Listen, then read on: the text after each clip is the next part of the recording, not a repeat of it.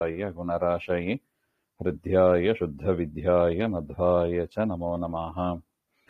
प्रथमो हनुमान्नाम द्वितीयो भीम एव च पूर्णप्रज्ञस्तृतीयस्तु भगवत्कार्यसाधकः। आपादमौलिपर्यन्तं गुरूणामाकृतिं स्मरेत् तेन विघ्नाः प्रणश्यन्ति सिद्ध्यन्ति च मनोरथाः। श्रीगुरुभ्यो नमः। नारायणाय परिपूर्णगुणार्णवाय विश्वोदयस्थितिलयोन्नियतिप्रदाय ज्ञानप्रदाय विबुधासुरसौख्यदुःखसत्कारणाय वितताय नमो नमस्ते। नारायणं सुरगुरुं जगदेकनाथं भक्तप्रियं सकललोकनमस्कृतं च त्रैगुण्यवर्जितं वजं विभुमाध्यमीशं वन्दे भवघ्नममरासुरसिद्धवन्द्यं। नारायणं नमस्कृत्य नरं चैव नरोत्तमं देवीं सरस्वतीं व्यासं ततो जयमुदीरयेत्। कृष्णाय वासुदेवाय हरये परमात्मने प्रणतः क्लेशनाशाय गोविन्दाय नमो नमः।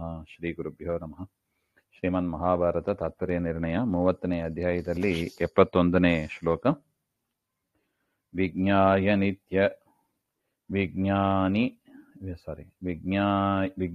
ನಿತ್ಯ ವಿಜ್ಞಾತ ನಿಖಿಲೋ ಬಾದರಾಯಣಃ ಆವಿರ್ಭೂತೋ ಹಿಮವತಃ ಶೃಂಗಂ ಯತ್ರಾಭಿಸಂಗತಂ. ಅಂದರೆ ಯುಧಿಷ್ಠಿರನಿಗೆ ಅಶ್ವಮೇಧ ಯಾಗ ಮಾಡಬೇಕು ಅಂತ ಮನಸ್ಸಾಗಿತ್ತು, ಇಚ್ಛೆ ಪಟ್ಟರು. ಆದರೆ ಅದಕ್ಕೆ ಬೇಕಾದ ದುಡ್ಡು ಸೌಕರ್ಯ ಇದ್ದಿಲ್ಲ. ಜನರ ಹತ್ರ ಟ್ಯಾಕ್ಸ್ ಕಲೆಕ್ಟ್ ಮಾಡೋಣ ಹಾಗೆ ಅಂದರೆ ಈಗಿನ್ನೂ ಯುದ್ಧ ಮುಗಿದಿದೆ, ಎಲ್ಲರೂ ಪ್ರಾಣ ಸಂಕಟದಲ್ಲಿ ಇದ್ದಾರೆ, ಅನೇಕ ಜನ ಕಳ್ಕೊಂಡಿದ್ದಾರೆ ತಮ್ಮ ಮನೆಯ ಜನರನ್ನ. ಅದರಿಂದ ಟ್ಯಾಕ್ಸ್ ಕಲೆಕ್ಟ್ ಮಾಡಕ್ಕೆ ಆಗೋದಿಲ್ಲ. ಮತ್ತು ಸರಿ ಇದ್ದ ಹಣ ಇಟ್ಕೊಂಡು ಮಧ್ಯಮ ಕಲ್ಪದಲ್ಲಿ ಮಾಡೋಣ ಹಾಗೆ ಅಂದರೆ ಮಧ್ಯಮ ಕಲ್ಪದಲ್ಲಿ ಮಾಡೋದಕ್ಕೂ ಇಷ್ಟ ಆಗಲಿಲ್ಲ.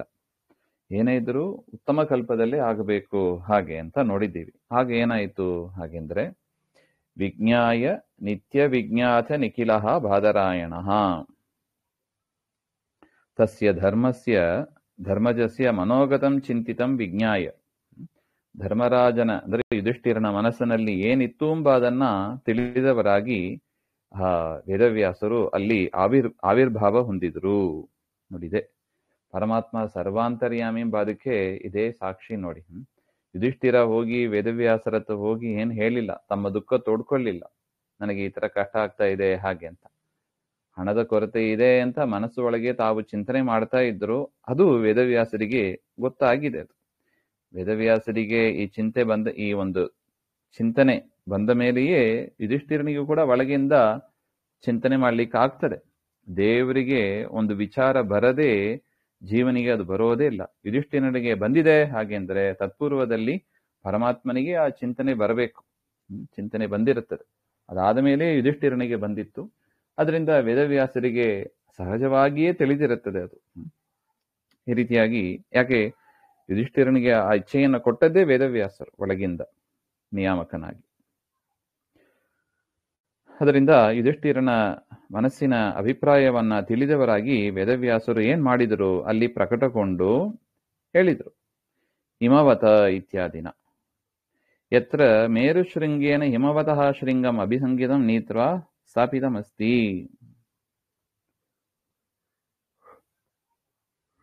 ಹಿಮಾಲಯ ಪರ್ವತದ ಅದು ಮೇಲಿನ ಭಾಗ, ಅದು ಮೇರುಶೃಂಗೇನ ಹಿಮವತ್ ಪರ್ವತೆ ಸ್ಥಿತೇನ. ಮೇರುಶೃಂಗದಿಂದ ಕೂಡಿಕೊಂಡು ಹಿಮವತ್ ಪರ್ವತದಲ್ಲಿ ಒಂದು ಲಿಂಕ್ ಇದೆ. ಮೇರು ಪರ್ವತಕ್ಕೂ ಹಿಮವತ್ ಪರ್ವತಕ್ಕೂ ಅದರ ಶಿಖರದಲ್ಲಿ ಲಿಂಕ್ ಇದೆ. ಮೇರು ಶಿಖರೇನ ಸಂಗತಂ. ಹಿಮವತ್ ಪರ್ವತ ಮೇರು ಪರ್ವತ ಒಂದು ಕಡೆ ಜಾಯಿನ್ ಆಗ್ತದೆ, ಅಂತ ಪರ್ವತ ಶಿಖರದಲ್ಲಿ ಅಂತ ಅರ್ಥ.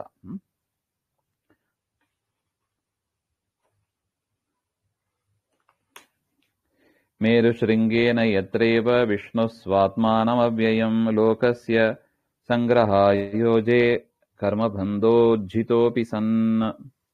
ಯತ್ರ ಶೃಂಗಯೋಹೋ, ಆ ಎರಡು ಶೃಂಗದ ಸಂಗಮದಲ್ಲಿ ವಿಷ್ಣು ಪರಮಾತ್ಮನು ಸ್ವಾತ್ಮಾನಮೇವ ಲೋಕಸ್ಯ, ತನಗಾಗಿ ಒಂದು ಲೋಕವನ್ನ ಇಟ್ಟುಕೊಂಡಿದ್ದಾನೆ ಶಿಕ್ಷಣೆಗಾಗಿ.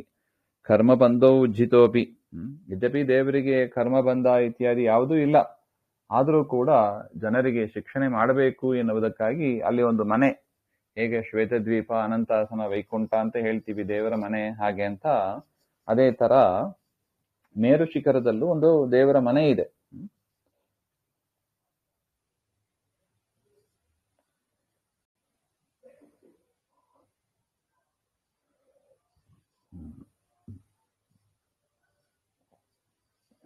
ಯತ್ರೈವ ವಿಷ್ಣು ಲೋಕಸ್ಯ ಸಂಗ್ರಹಾಯ ಈಜೆ, ಹಾಗೆ ಅಂತ. ಅಲ್ಲಿ ಹೋಗು, ನಿನಗೆ ದುಡ್ಡು ಬರುತ್ತದೆ, ಅಲ್ಲಿ ಬೇಕಾದ ಸಂಪತ್ತಿದೆ ಹಾಗೆ ಅಂತ. ಅಲ್ಲಿ ಪರಮಾತ್ಮ ಏನ್ ಮಾಡ್ತಾ ಇದ್ದಾನೆ ಹಾಗೆಂದ್ರೆ, ಅಲ್ಲಿ ತಾನು ಯಜ್ಞವನ್ನ ಮಾಡ್ತಾ ಇರ್ತಾನಂತೆ. ಆ ಮೇರು ಶಿಖರದಲ್ಲಿ ಪರಮಾತ್ಮ ಯಜ್ಞನಾಮ್ನ ಹರಿಂ ಪೂರ್ವಂ ಮೇರು ಶೃಂಗಂ ಉದ್ಧೃತ್ಯ ಹಿಮವತ್ ನಿಕ್ಷಿಪ್ತಂ. ದೇವರಿಗೆ ಯಾವುದು ಬೇಕಾಗಿಲ್ಲ, ಆದ್ರೂ ಕೂಡ ತಾನು ಯಜ್ಞವನ್ನ ಮಾಡ್ತಾ ಅಲ್ಲಿ ಇರ್ತಾನೆ ಹಾಗೆ ಅಂತ ಹೇಳ್ತಾರೆ. ಆಗ ಏನಾಯ್ತು, ಪರಮಾತ್ಮ ಯಜ್ಞ ಮಾಡ್ತಾ ಇರುವಾಗ ಆ ಮೇರು ಪರ್ವತದಲ್ಲಿ ಒಮ್ಮೆ ಶಂಕರಾಧ್ಯ ಸುರಾಯತ್ರ ಮರುತ್ತ ಚೇಜಿರೆ ಹರಿಂ ದಾನವೋ ವೃಷಪರ್ವಾಚ ತತ್ರಾಸ್ತಿ ಧನಮಕ್ಷಯಂ. ಒಂದು ಯಜ್ಞವನ್ನ ಏರ್ಪಾಡು ಮಾಡಿದ್ದ ಪರಮಾತ್ಮ, ಅಲ್ಲಿ ಎಲ್ಲರೂ ಬಂದಿದ್ರು. ಯಾರು? ಎತ್ತರ ಶೃಂಗಯೋಹೋ ಸಂಗತೌ, ಆ ಎರಡು ಶೃಂಗದ ಸೇರುವ ಆ ಜಾಯಿಂಟ್ ಅಲ್ಲಿ ರುದ್ರಾದ್ಯಾಹ ಸುರಾಹ, ರುದ್ರದೇವರೇ ಮೊದಲಾದ ದೇವತೆಗಳು, ಮತ್ತು ಮರುತ್ತಾಖ್ಯ ರಾಜ, ಮರುತ್ ಎನ್ನತಕ್ಕ ಒಂದು ರಾಜ ಇದ್ದ. ಆ ರಾಜನೂ ಕೂಡ ದೇವತೆಗಳಿಂದ ಕೂಡಿ, ದಾನವೌ ದೈತ್ಯೋ ವೃಷಪರ್ವ ರಾಜಾಚೆ ಇಚ್ಛತೆ ಹರಿಂ ಶ್ರೀನಾರಾಯಣಂ ಉದ್ದೇಶ್ಯ. ವೃಷಪರ್ವ ಎನ್ನತಕ್ಕ ದೈತ್ಯ ಅವರು ಕೂಡ ಸೇರಿ ನಾರಾಯಣನ ಕುರಿತು ಒಂದು ಯಜ್ಞವನ್ನ ಮಾಡಿದರು. ತತ್ರ ವಿಷ್ಣುವಾದಿಭಿಃ ಯಾಗ ಪ್ರಕೃತ ಪ್ರದೇಶೆ ಅಕ್ಷಯಂ ಅಪರಿಮಿತಂ ಧನಮಸ್ತಿ. ಅಂತ ಜಾಗದಲ್ಲಿ ಆ ಯಾಗಲ ಆಗಬೇಕು ಅಂದ್ರೆ ಹೇರಳವಾದ ಸಂಪತ್ತು ಬೇಕು. ಅದರಿಂದ ಆ ಜಾಗದಲ್ಲಿ ಆ ಯಾಗಲ ಮುಗಿದ ಮೇಲೆ ಹೇರಳವಾದ ಸಂಪತ್ತು ಇದೆ. ಅಕ್ಷಯಂ, ಅಪರಿಮಿತವಾದ ಧನ ಸಂಪತ್ತು ಇದೆ. ಇದನ್ನ ವೇದವ್ಯಾಸರು ಯುಧಿಷ್ಠಿರನಿಗೆ ಹೇಳ್ತಾ ಇದ್ದಾರೆ ಈ ಮಾತನ್ನೆಲ್ಲ. ತಚ್ಶಂಕರ ಶರೀರಸ್ಥಂ ಜಾಮದಗ್ನ್ಯಂ ಹರಿಂ ಪರಂ ಇಷ್ಟ್ವೈವ ಅನುಜ್ಞಯಾ ತಸ್ಯ ಸ್ವೀಕೃತ್ಯ ಯಜತೇನ ಚ ಇತ್ಯಾಹ ವ್ಯಾಸವಾಖ್ಯಾನೋ ಭೀಮೋಪ್ಯಾಹ ನೃಪೋತ್ತಮಂ. ತಚ್ಶಂಕರ ಶರೀರಸ್ಥಂ ಜಾಮದಗ್ನ್ಯಂ ರಾಮಂ ಇಷ್ಟ್ವ. ನೀನೇನ್ ಮಾಡಬೇಕು, ಅದು ರುದ್ರದೇವರ ಅಪ್ಪಣೆಯನ್ನು ಪಡೆಯದೇ ತೆಗೆದುಕೊಳ್ಬಾರದು. ಆ ಸಂಪತ್ತು ಕಳ್ಳತನ ಆಗ್ತದೆ. ಅದರಿಂದ ರುದ್ರದೇವರ ಅಂತರ್ಯಾಮಿಯಾದ ಜಾಮದಗ್ನಿ ಅಂದರೆ ಅಗ್ನಿದೇವರನ್ನ, ಪರಶುರಾಮ ದೇವರನ್ನ ಪೂಜೆ ಮಾಡಿ ರಾಮಸ್ಯ ಅನುಜ್ಞೆಯ, ಪರಶುರಾಮ ದೇವರ ಅನುಜ್ಞೆಯಂತೆ ಅವರ ವಚನವನ್ನ ಸ್ವೀಕರಿಸಿ ಆ ಸಂಪತ್ತನ್ನ ತೆಗೆದುಕೊಂಡು ಬಂದು ನೀನು ಇಲ್ಲಿ ಯಾಗವನ್ನ ಮಾಡು ಹಾಗೆ ಅಂತ ಹೇಳ್ತಾರೆ. ವೇದವ್ಯಾಸರು ಈ ರೀತಿಯಾಗಿ ಹೇಳಿದಾಗ ಭೀಮಸೇನ ದೇವರು ಕೂಡ ಹೇಳಿದರು. ಭೀಮಸೇನ ದೇವರು ಏನ್ ಹೇಳಿದರು ಹಾಗೆಂದರೆ, ಧನಸ್ಯ ದೇವತಾ ವಿಷ್ಣು ಜಾಮದಗ್ನ್ಯೋ ಅಖಿಲೇಶ್ವರಃ ಸಶಂಕರ ಶರೀರಸ್ಥೋ ಯಜ್ಞೋಚ್ಚಿಷ್ಟಧನಾಧಿಪಃ. ಜಾಮದಗ್ನ್ಯ ವಿಷ್ಣು ಧನಸ್ಯ ದೇವತಾಪತಿ. ಆ ದುಡ್ಡಿನ ಸಂಪತ್ತು ಯಾರು ಒಡೆಯ? ಯಾರು? ಪರಮಾತ್ಮನೇ, ಪರಶುರಾಮ ದೇವರೇ. ಯತಃ ಅಖಿಲೇಶ್ವರ ಸಹ ಜಾಮದಗ್ನ್ಯ, ಎಲ್ಲರಿಗೂ ಒಡೆಯನಾದ ಆ ಪರಶುರಾಮ ದೇವರು ಅಂದ್ರೆ ಪರಮಾತ್ಮ ಶಂಕರಸ್ತನ್, ರುದ್ರದೇವರ ಒಳಗೆ ನಿಯಾಮಕನಾಗಿ ಇದ್ದು, ಯಜ್ಞೋಚ್ಚಿಷ್ಟಸ್ಯ, ಯಜ್ಞದಲ್ಲಿ ಏನು ಉಳಿದಿದೆ ಅದನ್ನ, ಯಜ್ಞೋಚ್ಚಿಷ್ಟ ಧನಾಧಿಪ, ಯಜ್ಞ ಅವಶಿಷ್ಟಸ್ಯ ಧನಸ್ಯ ಅಧಿಪ. ಶಂಕರನಲ್ಲಿ ಒಳಗಿದ್ದು ಆ ಯಜ್ಞ ಶೇಷವನ್ನ, ಯಜ್ಞದಲ್ಲಿ ಏನೇನು ಬ್ಯಾಲೆನ್ಸ್ ಉಳಿದಿದೆ ಅದೆಲ್ಲವೂ ಕೂಡ ರುದ್ರದೇವರಿಗೆ ಸೇರಿದ್ದು. ರುದ್ರದೇವರಿಗೆ ಸೇರಿದ್ದು ಅಂದ್ರೆ ಏನು? ರುದ್ರದೇವರ ಅಂತರ್ಯಾಮಿಯಾದ ಪರಶುರಾಮ ದೇವರಿಗೆ ಸೇರಿದ್ದು ಹಾಗೆ ಅಂತ ನೋಡಿ. ರುದ್ರದೇಹೇ ವರ್ತಮಾನ ಪರಶುರಾಮ ಯಜ್ಞೋಚ್ಚಿಷ್ಟ ಧನಾಧಿಪ.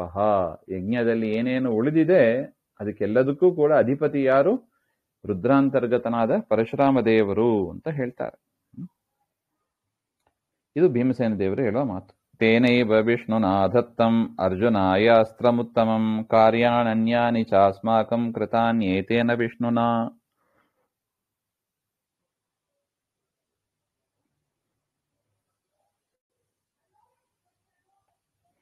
ತೇನೈವ ಶಂಕರ ಶರೀರಸ್ಥೇನ ವಿಷ್ಣುನಾ ಜಾಮದಗ್ನೇನ ಅರ್ಜುನಾಯ ಉತ್ತಮಂ ಪಾಶ್ವತಾಸ್ತ್ರಂ ದತ್ತಂ. ಹಿಂದೆ ವನವಾಸದಲ್ಲಿ ಪಾಂಡವರು ಇರುವಾಗ ಅರ್ಜುನ ತಾನು ಕಾಡಿಗೆ ಹೋಗಿ ತಪಸ್ ಮಾಡ್ತಾ ಇರ್ತಾರೆ. ಕಾಡಿನಲ್ಲೇ ಇದ್ದದ್ದು, ಅಲ್ಲೇ ತಪಸ್ ಮಾಡ್ತಾ ಇದ್ರು. ಒಂದು ಕಡೆ ಇಂದ್ರಕೀಲ ಪರ್ವತ ಹಾಗೆ ಅಂತ ಅಲ್ಲಿ ಪರ್ವತದ ಮೇಲೆ ಇದ್ದು ತಪಸ್ ಮಾಡ್ತಾ ಇದ್ರು ರುದ್ರದೇವರನ್ನು ಕುರಿತು. ಆ ಸಂದರ್ಭದಲ್ಲಿ ರುದ್ರನ ಅಂತರ್ಗತನಾದ ಪರಶುರಾಮ ದೇವರೇ ಪಾಶುಪತಾಸ್ತ್ರವನ್ನ ಅರ್ಜುನನಿಗೆ ಕೊಟ್ರು. ಮೇಲ್ನೋಟಕ್ಕೆ ರುದ್ರದೇವರು ಕೊಟ್ರು ಅಂತ ಕಾಣಿಸ್ತದೆ, ಆದರೆ ಅವರಿಗೆ ಸ್ವತಂತ್ರವಾಗಿ ಕೊಡುವ ಸಾಮರ್ಥ್ಯ ಇಲ್ಲ. ಸ್ವತಂತ್ರವಾಗಿ ಏನೇ ಮಾಡಲು ಸಾಮರ್ಥ್ಯ ಇರೋದು ಪರಮಾತ್ಮ ಒಬ್ಬನಿಗೆ. ಅದರಿಂದ ರುದ್ರಾಂತರ್ಗತನಾದ ಪರಶುರಾಮ ದೇವರು ಅವರಿಗೆ ಆ ಪಾಶುಪತ ಅರ್ಜುನನಿಗೆ ಪಾಶುಪತವನ್ನು ಕೊಟ್ರು. ಏತೇನ ಶಂಕರದೇಹ ಸ್ಥಿತೇನ ವಿಷ್ಣುನ ಭೃಗುತ್ತಮೇನ ಅಸ್ಮಾಕಂ ಅನ್ಯಾನಿ ಪಾಶುಪತಾಸ್ತ್ರ ಉಪದೇಶ ಭಿನ್ನಾನಿ ಚ ಕಾರ್ಯಾನಿ ಕೃತಾನಿ. ಅಷ್ಟು ಮಾತ್ರ ಅಲ್ಲ, ಪರಶುರಾಮ ದೇವರು ನಮಗೆ ಅನೇಕ ರುದ್ರಾಂತರ್ಗತನಾದ ಪರಶುರಾಮ ದೇವರು ಅನೇಕ ಉಪಕಾರಗಳನ್ನ ನಮಗೆ ಮಾಡಿದ್ದಾರೆ. ಸಬ್ರಹ್ಮ ರುದ್ರ ಶಕ್ರಾದಿ ಪದದಾಥಾಖಿಲ ಪ್ರದಃ ಸ್ವತಂತ್ರ ಪರತಂತ್ರಾನ್ಸ್ತಾನ್ ಆವರ್ತಯತಿ ಚೇಚ್ಛಯ.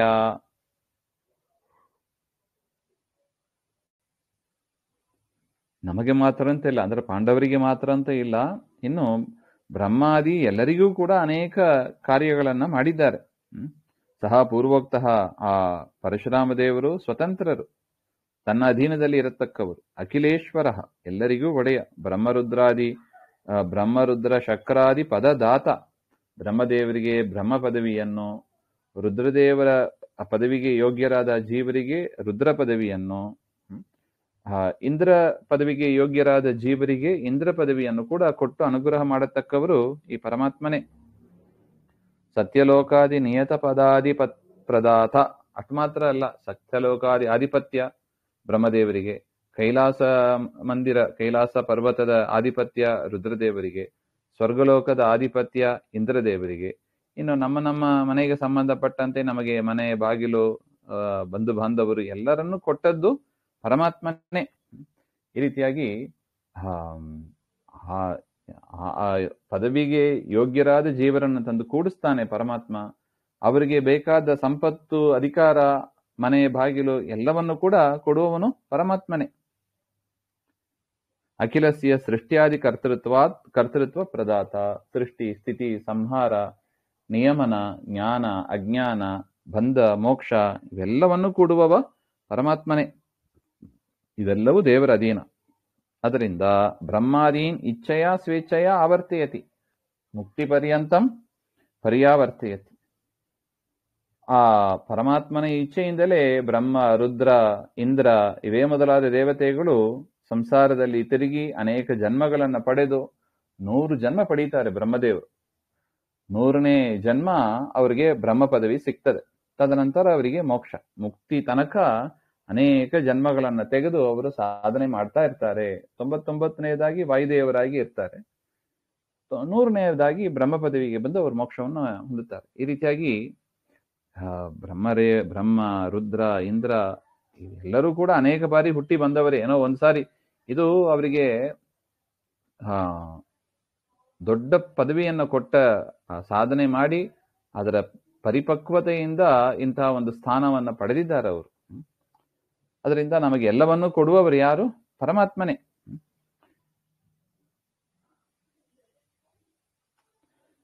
ಪ್ರಿಯೋಸ್ಮಾಕಂ ಪ್ರಿಯಾಸ್ತಸ್ಯ ಸರ್ವದೇವ ವಯಂ ನೃಪ ಅತಸ್ತದ್ ಅಭ್ಯನುಜ್ಞಾತ ಧನೇನೈವ ಯಜಾಮಹೇ. ಅದರಿಂದ ನಮಗೆ ಪ್ರಿಯರಾದ ಆ ಪರಶುರಾಮ ದೇವರ ಅವರದೇ ಎಲ್ಲವೂ. ಅದರಿಂದ ಹೇ ಧರ್ಮರಾಜ, ತಸ್ಯ ಪರಶುರಾಮಸ್ಯ ವಯಮೇವ ಸರ್ವದಾ ಸತತಂ ಪ್ರಿಯ, ನಾವು ಕೂಡ ಭಾರಿ ಅವ್ರ ಜೊತೆಗೆ ಭಕ್ತಿಯನ್ನ ಮಾಡಬೇಕು. ನಮಗೆ ತುಂಬಾ ಪ್ರಿಯರು ಅವರು ಪರಮಾತ್ಮ. ಯಾವ ಕಾರಣದಿಂದ? ತದ ಅಭ್ಯನುಜ್ಞಾತ ಧನೇನ, ಅವರ ಅನುಮತಿಯನ್ನು ಪಡೆದು ಆ ಧನದಿಂದ, ಆ ಸಂಪತ್ತಿನಿಂದ, ಆಜ್ಞಾಪಿತೇನ ಧನೇನ, ದ್ರವ್ಯೇನೈವ ಯಜಾಮಹೇ. ಆ ಸಂಪತ್ತನ್ನ ಪಡೆದೇ ನಾವು ಕೂಡ ಹೋಮಾದಿ ಅಶ್ವಮೇಧ ಯಾಗವನ್ನ ಮಾಡೋಣ. ಇಲ್ಲಿ ಏನ್ ಪ್ರಶ್ನೆ ಬರುತ್ತಂದ್ರೆ, ಏನು ರುದ್ರದೇವರು ಪರಶುರಾಮ ದೇವರನ್ನ ಬಗ್ಗೆ ಕೇಳೋದು ಅಂತ ಆಗ್ತದಲ್ಲ. ನಾವೇನ್ ಕೇಳೋದು?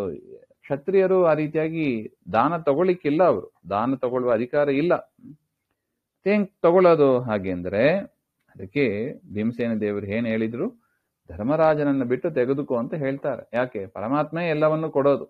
ಅವರವರಿಗೆ ಯೋಗ್ಯವಾದ ಪದವಿ, ಅವರವರಿಗೆ ಯೋಗ್ಯವಾದ ದೇವರು ಕೊಟ್ಟ ಪದವಿಧಾನ ಬ್ರಹ್ಮ ಪದವಿ ಅಂತ ಅದನ್ನ ತೆಗೋತೀವಿ. ಮತ್ತೆ ದೇವರು ಕೊಟ್ಟ ಮನೆಯೇ ಸತ್ಯಲೋಕ. ನಾವು ಸ್ವತಂತ್ರವಾಗಿ ಏನು ಮಾಡ್ಲಿಕ್ಕೆ ಸಾಧ್ಯ? ಏನೂ ಇಲ್ಲ. ನಾವು ದೇವರನ್ನ ಕೇಳಬಾರದಷ್ಟೇ. ದೇವರೇ ಕೊಡುವಾಗ ತೇನ ತ್ಯಕ್ತೇನ ಭುಂಜೀತಾಹ ಮಾಗೃತ ಕಷ್ಟ ಸಿದ್ಧನಂ. ದೇವರು ಕೊಟ್ಟದನ್ನು ಸಂತೋಷವಾಗಿ ತೆಗೆದುಕೊಳ್ಬೇಕೆ ಹೊರತು ಹೋಗಿ ನಾವಾಗಿ ಅದು ಕೊಡಿ ಇದು ಕೊಡಿ ಅಂತ ಕಾಡಿ ಬೇಡಿ ಇಸ್ಕೋಬಾರ್ದು. ಜ್ಞಾನ, ಭಕ್ತಿ, ದೇವರ ತೃಪ್ತಿ ಅದನ್ನ ದೇವರ ಹತ್ರ ಪ್ರಾರ್ಥನೆ ಮಾಡಿ ಇಸ್ಕೋಬೇಕು. ಆದರೆ ಈ ಸಂಪತ್ತು ಇತ್ಯಾದಿಗಳನ್ನೆಲ್ಲ ದೇವರು ಕೊಟ್ಟದ್ರಲ್ಲಿ ನಾವು ತೆಗೆದುಕೊಳ್ಬೇಕು. ಈಗ ವೇದವ್ಯಾಸರೇ ಹೇಳ್ತಾ ಇದ್ದಾರೆ, ಹೋಗಿ ಕೇಳು ಹಾಗೆ ಅಂತ. ಅದು ಯಾರ್ಯಾರನೋ ಕೇಳು ಅಂತ ಹೇಳ, ದೇವರನ್ನೇ ಕೇಳು ಅಂತಾರೆ. ರುದ್ರಾಂತರ್ಗತನಾದ ಪರಶುರಾಮ ದೇವರನ್ನೇ ಕೇಳು ಹಾಗೆ ಅಂತ ಹೇಳ್ತಾರೆ. ಅದರಿಂದ ಯಾವ ತೊಂದರೆ ಇಲ್ಲ. ಇನ್ನು ಇಲ್ಲಿ ಒಂದು ಸಂಶಯ ಬರ್ಬೋದು, ರುದ್ರಾಂತರ್ಗತ ನರಸಿಂಹ ಅಂತ ಕೆಲವಿದೆ, ಸಂಕರ್ಷಣ ಅಂತ ಹೇಳ್ತಾರೆ, ಇಲ್ಲಿ ಏನೋ ಪರಶುರಾಮ ಅಂತ ಹೇಳ್ತಾರೆ. ಹಾಗೆ ಅಂತಾರೆ, ಹೌದು, ಪರಮಾತ್ಮನ ಎಲ್ಲಾ ರೂಪವೂ ಒಂದೇ, ಒಂದು ರೂಪದಲ್ಲಿ ಅನಂತ ರೂಪಗಳು ಇದೆ ಹಾಗೆ ಅಂತ. ಅದರಿಂದ ಯಾವ ತೊಂದರೆ ಇಲ್ಲ. ಇದು ಯಜ್ಞಕ್ಕೆ ಸಂಬಂಧಪಟ್ಟದ್ದು. ಅದರಿಂದ ಪರಶುರಾಮ ದೇವರನ್ನ, ಅಗ್ನಿ ಒಳಗೆ ಇರತಕ್ಕ ರೂಪ ಯಾವುದು? ಪರಶುರಾಮ ದೇವರು. ಅದರಿಂದ ಅದನ್ನು ವಿಶೇಷವಾಗಿ ಹೇಳ್ತಾ ಇದ್ದಾರೆ. ಸೋಯಂ ಪಿತಾಮಹೋ ಅಸ್ಮಾಕಂ ವ್ಯಾಸಸ್ ತನ್ನ ಪ್ರದಾಸ್ಯತಿ ಇತ್ಯುಕ್ತ್ವಾ ತಂ ಪುರಸ್ಕೃತ್ಯ ಕೃಷ್ಣದ್ವೈಪಾಯನಂ ಯಯುಹು. ಸಹ ವಿಷ್ಣು ಅಯಂ ವ್ಯಾಸಃ ಅಸ್ಮಾಕಂ ಪಿತಾಮಹ. ನೋಡಿ, ಆ ವಿಷ್ಣು ಅವರೇ ನಮಗೆ ತಾತನೂ ಆಗಬೇಕು, ಅಜ್ಜನೂ ಆಗಬೇಕು. ನೋಡಿ, ವಿಚಿತ್ರವೀರ್ಯ ಚಿತ್ರಾಂಗದ ಅವರು ಪ್ರಾಣ ಬಿಟ್ಟ ಮೇಲೆ ಅವರ ಮಡದಿಯಲ್ಲಿ ಅಂಬಿಕಾ ಅಂಬಾಲಿಕಾದಲ್ಲಿ ಸಂತತಿಯನ್ನ ಪಡೆದವರು ಧೃತರಾಷ್ಟ್ರ, ಪಾಂಡು ಅವರನ್ನೆಲ್ಲ ಹುಟ್ಟಿಸಿದ್ದು ವೇದವ್ಯಾಸರೇ ನಿಯೋಗ ಪದ್ಧತಿಯಿಂದ. ಅದರಿಂದ ನಮ್ಮ ತಂದೆ ಪಾಂಡುರಾಜ, ಅವರಿಗೆ ಜನ್ಮ ಕೊಟ್ಟದ್ದು ವೇದವ್ಯಾಸರೇ. ಅದರಿಂದ ಪಿತಾಮಹ ಸ್ಥಾನದಲ್ಲಿ, ಅಜ್ಜನ ಸ್ಥಾನದಲ್ಲಿ ಇದ್ದಾರೆ.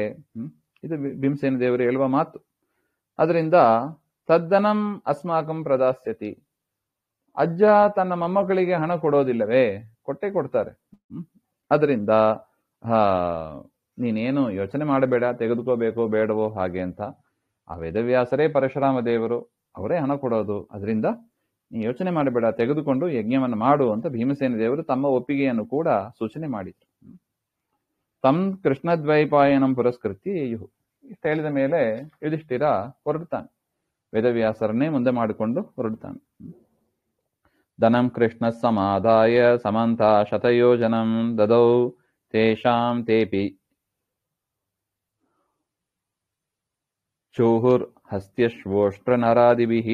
ಶ್ರೀಕೃಷ್ಣ ಅಂದರೆ ವೇದವ್ಯಾಸ ದೇವರು ಸಮಂತಾತ್ ಪರಿತಃ ಶತಯೋಜನ ಪರಿಮಿತಂ, 100 ಯೋಜನದಷ್ಟು ವಿಸ್ತಾರ ಇರತಕ್ಕ ಅಷ್ಟು ವ್ಯಾಪಿತವಾದ ಧನ ಸಂಪತ್ತನ್ನು ಕೊಟ್ರಂತೆ. ಅದೇನು ಬ್ಯಾಂಕು ಸಾಕಾಗೋದಿಲ್ಲ, ಅಷ್ಟು ದೊಡ್ಡದಿರುತ್ತದೆ. ಶತಯೋಜನ ವಿಸ್ತೀರ್ಣವಾದ ಧನ ಸಂಪತ್ತು. ನೋಡಿ, ಉತ್ತಮ ಕಲ್ಪ ಅಂದ್ರೆ ಎಷ್ಟು ಬೇಕಾಗ್ತದೆ ಅಂತ ಸಂಪತ್ತನ್ನ ಪಾಂಡವರಿಗೆ ವೇದವ್ಯಾಸರು ಕೊಟ್ರು ಅಂತ ಹೇಳ್ತಾರೆ. ತೇ ಪಾಂಡವ ಅಪಿ ಹಸ್ತಿ ಅಶ್ವ ಉಷ್ಟ್ರ ನರಾದಿಭಿಃ. ಕುದುರೆಗಳು, ಆನೆಗಳು, ಕುದುರೆಗಳು, ಒಂಟೆಗಳು, ಮನುಷ್ಯರು ಇವರ ಮುಖಾಂತರ ಅದನ್ನ ಒತ್ತುಕೊಂಡು ತಮ್ಮ ಊರಿಗೆ ಹಸ್ತಿನಾವತಿಗೆ ಬಂದರು ಅಂತ ಹೇಳ್ತಾರೆ. ಈ ರೀತಿಯಾಗಿ ಯುಧಿಷ್ಠಿರನ ಸಂಕಲ್ಪ ಅದು ಶುದ್ಧವಾಗಿತ್ತು.